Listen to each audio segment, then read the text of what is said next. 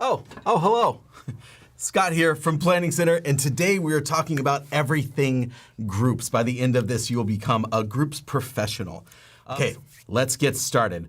But as we get started, I want to tell you what groups is and what groups isn't. Groups is all about those ongoing connections that you're having. It's about the community that you're with and doing life together with people. So I want to start first with how members experience Church Center. So we're going to start on the web, because the idea here is that if you are brand new, you might want to sign up for a group and you might not have the Church Center app yet. So let me show you what it looks like once things are set up for a member to sign up. So if I'm a member in here, I will see the Church Center web here, and it has everything that's customized that I've already created. I can give, I can sign up for groups or look for groups or sign up for like an event or something like that. I'm going to click on groups, and then we have what we call group types. And this is an organization structure that you've created to help people choose the right groups. I'm just going to go into these small groups, group type here, and I have this nice filter. Something to call out that is kind of neat for members is there is a map. I can see a map of all the small groups that are within this filter right here, so I can see if I want to pick one that's just like close to my house or something. And you can also see that the map isn't very specific on where that group is held, because this is the internet, so everybody can access this page. So you don't want to show people's physical address on there, but it's giving kind of like a general idea of where the groups might be. But I got a couple of options here. Let me see if I can filter those down to pick the right one. So we have these things that you'll set up called tags. You can have as many as you want, and you can customize these how you'd like. But just a couple examples, actually too many examples are on this page here. I'm going to show you kind of the most popular ones, and that's stage of life. So let's pretend that in this stage of life, I'm a young adult. You might have to stretch your imagination, I think, but we can pretend together. And then for the day of week, let's say I want to meet on Tuesdays. Great. There, I've filtered down to all the groups that are available for me, and I can find my Centerville young adults.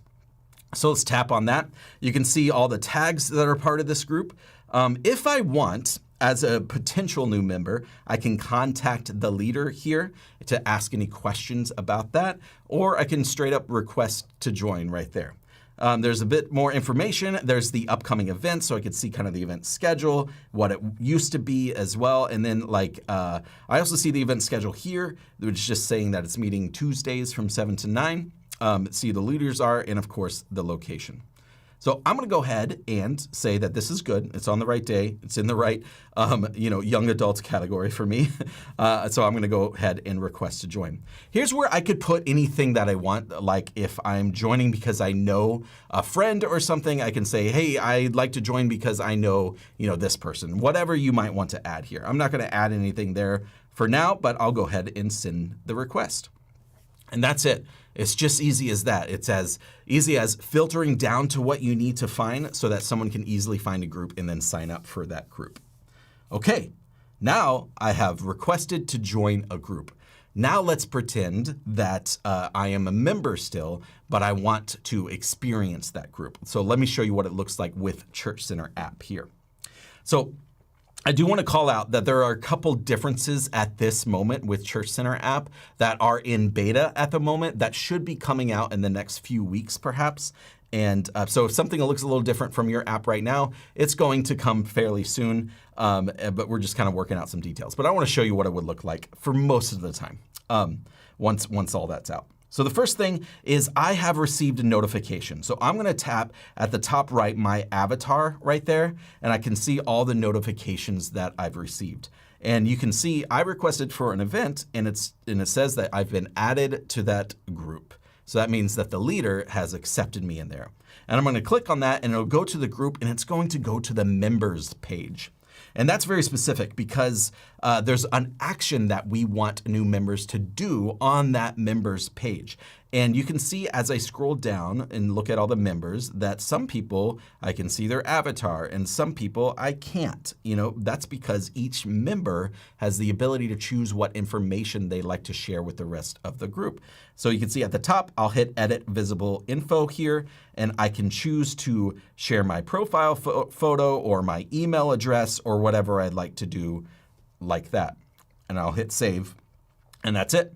So that's like the first thing that you'll do once you're in a group, kind of set the priority of what kind of information you want to show. Now I'm going to work backwards from members all the way to the far left over here. So let's just go to resources and let you know what all of this is about. So this is all about like being able to see, like if you want all your members to see a link to something, maybe it's a PDF, maybe it could be kind of any like type of like a device that you want. Sorry, device isn't the right word. I couldn't find the right word, as you could tell.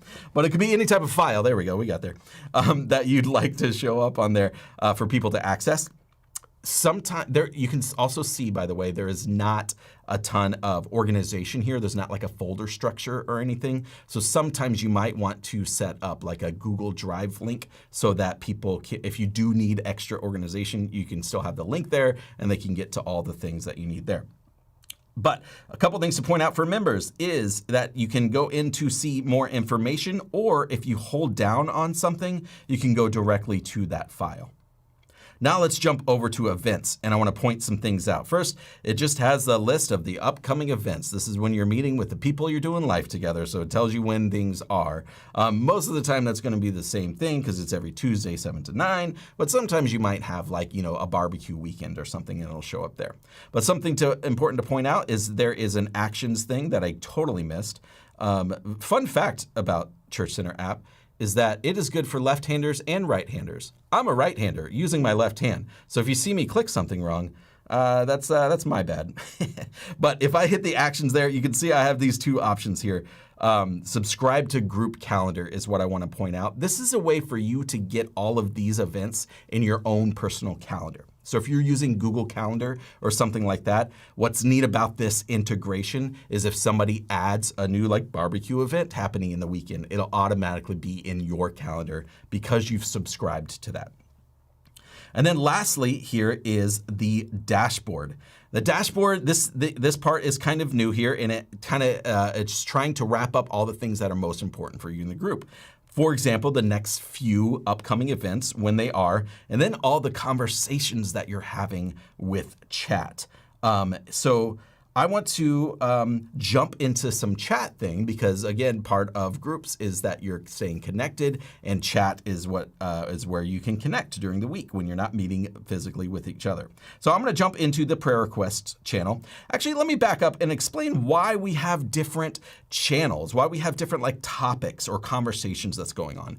It's because when you are in a group chat, like on iMessage or Android or whatever it might be, there's this limitation where somebody might share a funny meme.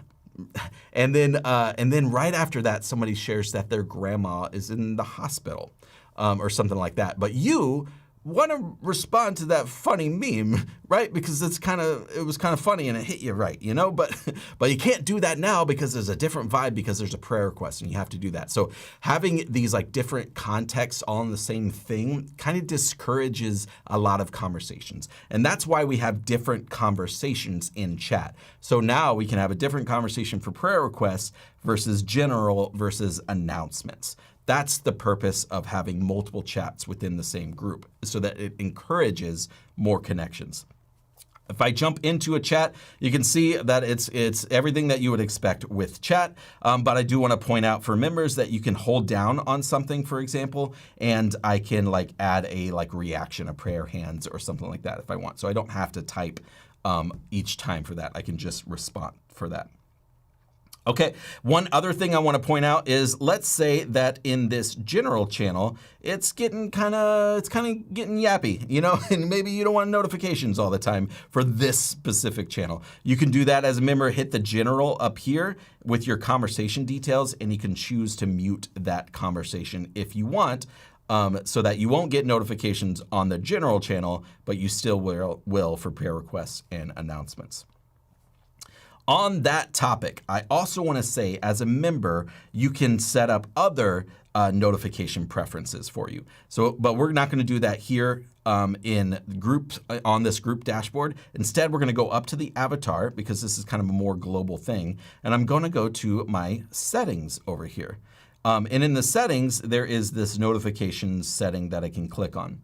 And that is where you do all your kind of global settings, like team schedule if you're using services, giving if you want some notifications for that, and then all the groups that you're in. And if I go into one of those groups, I can choose to get notifications for new resources, new events, or event reminders, or what is coming is just being able to turn all the chat for that whole group out. That's one of the reasons that this is in a beta at this point, but that should be there as well. Okay, that is everything of what things look like for members.